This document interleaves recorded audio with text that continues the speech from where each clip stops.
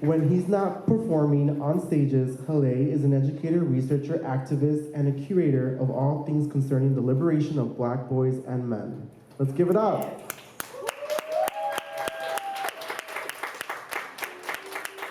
To those who wish their soul be someone else, who preface every breath with an apology settled in their chest, who have looked me in my eyes and said that they would live better if they were me. I asked them, do you know what it feels like to have your chest crushed at the sight of the moon? To breathe all this heavy out of my body every single night just so I can make it to the morning. Welcome to church. My soul's on the verge of a civil war. It wrestles with the beat of my broken heart. Feels like a crucifixion. Look at how they scream in shame on you. Found the medicine I needed in the liquor bottle. Smoking mirrors had me fooled until I hit the bottom. I learned all my lessons when I brought myself to face the truth, though. You don't want to bear my name. It's when I hide my pain, all my pain's hiding there. Don't need to know what brought me here. Just know I'm still alive. I share my story because the gospel says to speak the truth. I might look pretty, but this fight is taking all my youth. Please do not mistake me. I have died 100 times before. So I'm protective of the ones who see me shine the most. I'll shield your mind, make a sanctuary for your growth. I pray that one day you'll know you can live 1,000 times more, yeah. You don't want to bear my name. It's where I hide on my pain, my pain. I hide my pain. Oh, you need to know what brought me here. Just know I'm still alive. Now I know we are in a room full of heroes, a room full of people who have felt like their life has been on the edge but found some sort of love, some sort of light that they can push through. And if that is you in this room, I need you to rock with me just a little bit tonight, all right? Rock with me. Hey, there we go. We're going to have a little bit of church, no matter what your church is. Everybody has their own church. Just know I'm still alive. I'm going to invite y'all to come with me. Let's have church tonight. Come have church with me. Let's have church tonight. Come have church with me. Let's have church tonight. Come have church with me. Let's have church tonight.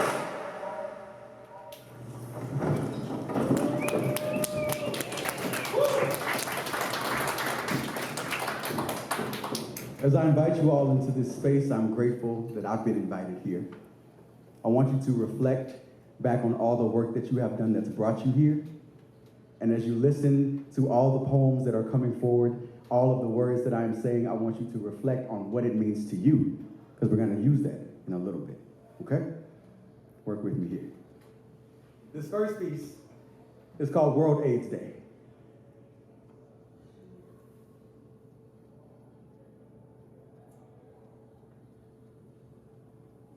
The Bible says to pray without ceasing, to give thanks in all circumstances. And I'm reminded of how my body contorts itself when I pray, how it shrinks and expands itself as it stair steps its way down to level ground. You see, my body feels like a slinky sometimes. It feels fake. How it wrings out the blood from the rags that I wiped it with. Dirty, bloody rags then sit on my windowsill and reflect light. That sunlight and that blood on my wall look like sunset. Only a painting that God can make. Like daylight is coming to an end. And people still ask me why don't I pray aloud? So I've come here to tell all the church mothers that my prayers have not ceased, that they have only silenced in their shape-shifting, because when I was raped, My mouth couldn't even utter the words stop, so why do you think I would ever pray aloud again? Why do you think that my body could pull some sort of magic out of where it's coming from? The bending of this body became a prayer to God, and I know that all of our prayers look different. Like you may kneel down in reverence to a king. I tend to stand up with my eyes wide open so that I can see everything in front of me and sing, pass me not, oh gentle Savior, hear my humble cry, while on others thou art calling, do not pass me by. And it was in that moment that I found God. I woke up to a man inside of me on my couch without my permission. I went limp. And a deity, God, appeared above me, and she told me that I am still hers. They told me that they hear all the raindrops as the water comes from my eyes. They feel all of my silent prayers. And then she felt my face. And the way her hands gently touched the bones of my jaw, there were more words that came uttering out of me. All these things that came out of my mind, trying to find a page on which to land.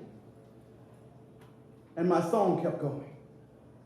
My song kept freeing itself out of my body. I am grateful for these types of moments, but I always wonder that if I have to speak to my kids, what will I tell them? What words will I utter out of my body? Like when I was in the doctor's office 1 month after my blood converted to soldiers fighting a war against their own kind. Like when I can't wake up for 3 days straight. I am in my bed trying to figure out when all of this weary life will end, trying to figure out when I will cease to exist, like on World AIDS Day, when I wonder, what can I utter to these children?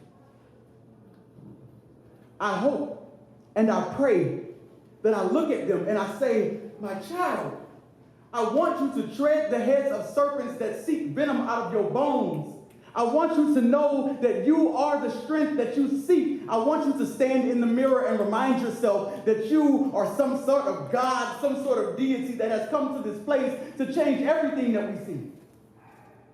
But instead of saying all those things, I become silent. I contort myself every single morning to remind myself that I found God when I was silent and my body was being broken. So I do downward dogs and goddess poses to wake myself up. And I remind myself that I choose to do this now on my own terms. Thank you.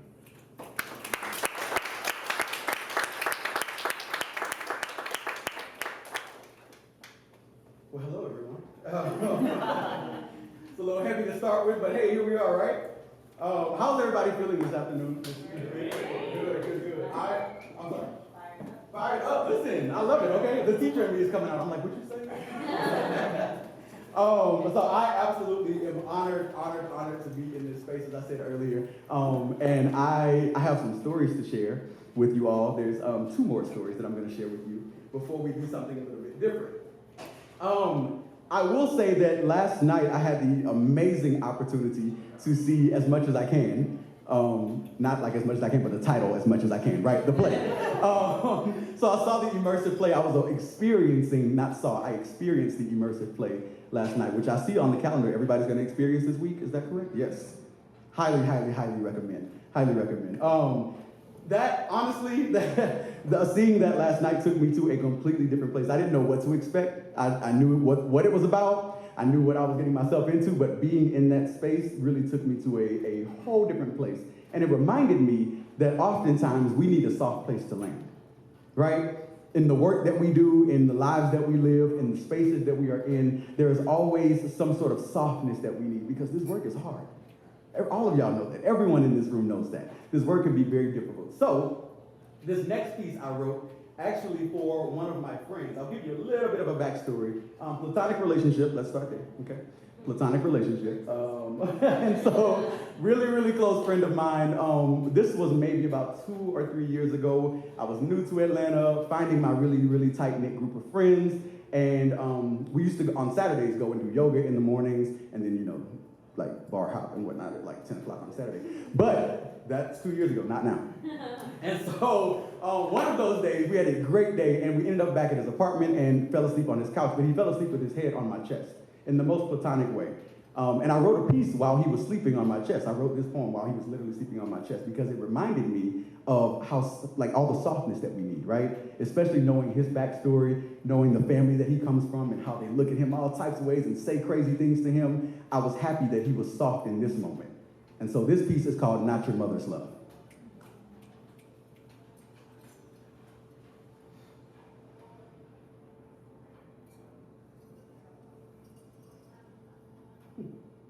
He laying on my chest, hair twisted up by his own hand, wrist bent in perfect feminine form. You see, he practiced that in the mirror. He needed to practice how mama talked. He wanted to perfect how mama walked. So he practiced that in the mirror too. But here on my chest, he is free. Here, he can be mountain view above spaceships. Here, he can be whatever he chooses to be in this moment. He can be comfortable or whole or alive. Because we all know that there is a certain form of death that comes when mama says she don't know you no more. We know that that your name doesn't sound the same in daddy's tone anymore because he says that it tick-tocks in his throat now. Does he know that you tick-tock for the boys who count every minute of the clock because they are Cinderella before midnight, who they are trying to find their way home and they need some sort of place to land? People often play them like mice turn men.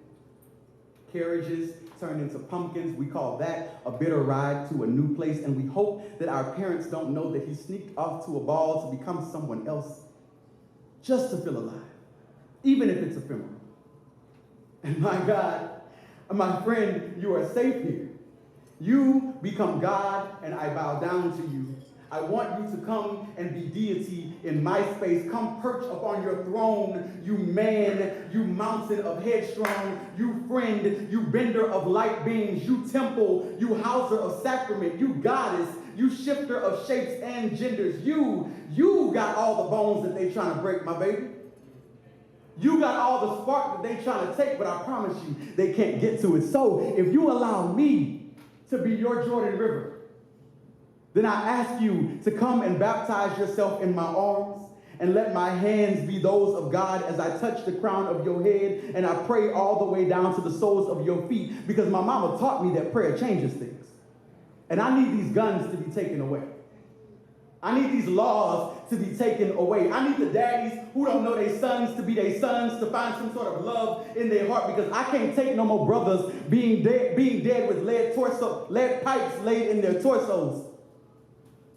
I'm asking for safety for all of my brothers, so please come to this place.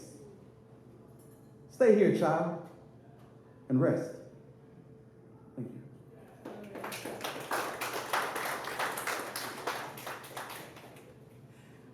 All right. And we have one more. Y'all okay with one more?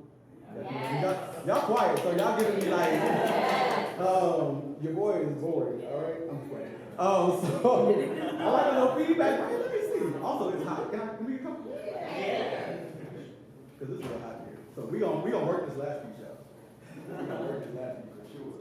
So I, of course, have to give a little bit of a backstory to this one as well. Before I tell you the name, as I said, I'm honored to be in this space. I've known of the names that have come before me, the names that are in this room at the same time as me. Like, it's amazing, right? It's really heartwarming to see all of the work that's being done. But specifically, looking at the lineage that the team at ViiV has created, right? Like, it's a beautiful thing to see all, year after year after year, you have folks coming in who are doing the work nationally, internationally, in spaces everywhere that we can think of. And again, I'm honored to be in this space. There's one person in particular that I have to acknowledge in this moment. And for those who are familiar with their work, this piece is from Mary Bowman. if you are familiar with their work and if you know and understand who they are and where they, what place they play in this event, right? In this youth summit, in this community summit. A few years ago, before Mary passed away, they wrote a poem called Dandelions. And dandelions, have y'all heard it? Yeah? Okay, great, yes. Dandelions, of course, is about their mother. Their mother was diagnosed with HIV. Mary was then born with HIV, and this piece, Dandelions, situated a dandelion, which we know is a weed, right? A wild growing weed that grows wherever it wants to. They situated dandelions in the middle of rose bushes, and I thought it was one of the most beautiful metaphors I had ever seen for a person living with HIV, how you're, not you are, but how life looks at you like this weed in these places, but you're beautifully growing in every space that you choose to grow, right? And so in thinking of this special poem that I wanted to write for tonight, again, this was written very recently, so it's written for tonight and it's very, very special. This piece is called Where Dandelions Take Root, a tribute to Mary Bowman and the Angels.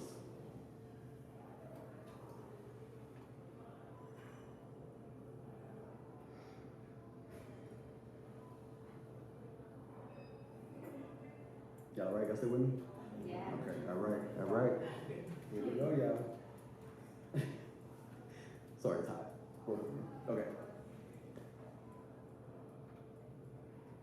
Dandelion, dandelion,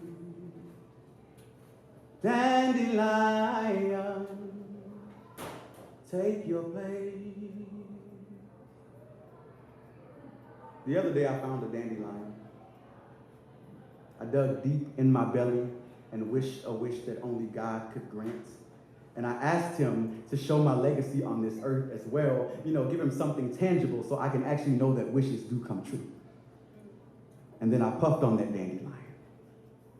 I did this in the name of Mary Bowman, in the name of the angels who watch over me, whose blood beat thick like mine. I watched the dandelion spread itself as thin as it could.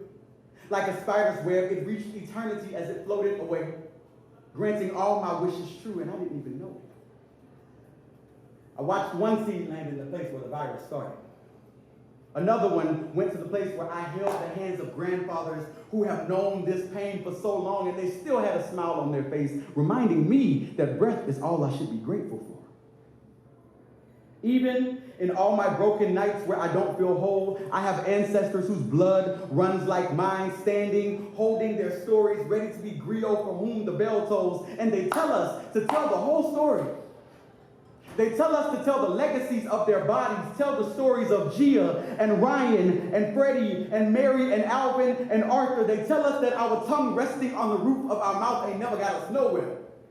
That if we keep these words jailed behind our teeth, then we will mimic the environment in which we live right now, and we need to do something different. So I'm asking you in this room to speak. There was a third dandelion, a third seed that floated above my head. And I thought that this one was there to remind me that even I have a story to tell me that even I am fertile ground in which we plant legacies for dandelions to thrive in. To send a thank you to them, I bowed my head, as I always do. And I mentioned their names to the heavens. I prayed for their safety. I made sure that I thanked them for all that they have done, because they have been fighting forever. Their bones are tired. Their blood has boiled for far too long. So let me take this yoke. Give me strength to act up, fight back, and fight AIDS. And after the prayer, I opened my eyes to the most beautiful sight. And I saw the folks who do the work. I saw the ones with the 7-time broken hearts. The ones who blood may not look like their fathers or any others. The ones who are tired of the same problem. The ones who said that enough is enough. And I see all of you here in this room. And I know that although we are the children of the forgotten generation, we know that we do this work. The rest of the seeds, I watched them get caught in the wind. They floated aimlessly. They landed wherever they could. These seeds were the descendants who do not know that we wish the wish to show us the future so that we can see. And I said to them when I saw them, if you little seeds, little children, If you know and can speak your story, I ask you to speak it as loud as you can, for there is freedom in your lips. It is time that we let all things flow freely. I know that there are days that you have to stand in the mirror and remind yourself that you are worth fighting for. Remind yourself that you are the offspring of people who have fought for your blood. Tell yourself that you come from a whimsical thought. That maybe if I just love myself a little bit more, then I can give even more to this earth. You know, it doesn't cost a thing to be kind. It only costs if you put a price on who is worthy of your time. So come with me. Come with me and stand in this soil where dandelions take root. For it is here that we find freedom in this fight for human lives. It is here that we do the work. But first, we must be planted deep. Thank you.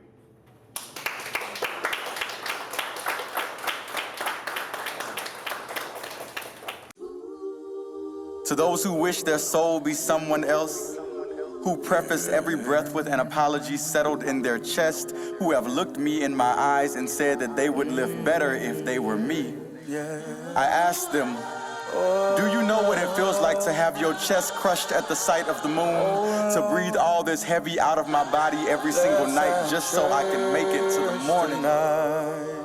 Welcome to church.